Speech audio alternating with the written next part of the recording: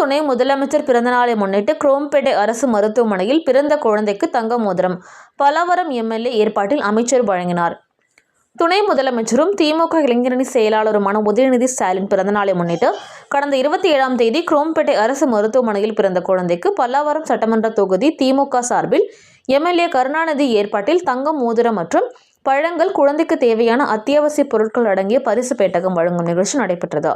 இதில் அமைச்சர் தாமு அன்பரசன் கலந்து கொண்டு உதயநிதி ஸ்டாலின் பிறந்தநாளை குரோம்பேட்டை அரசு மருத்துவமனையில் பிறந்த 10க்கும் மேற்பட்ட குழந்தைகளுக்கு தங்க மோதிரம் வழங்கினார். மேலும் 40க்கும் மேற்பட்ட குழந்தைகளுக்கு பழங்கள், குழந்தைகளுக்கு தேவையான அத்தியாவசிய பொருட்கள் அடங்கிய பரிசு பொருட்களை வழங்கினார்.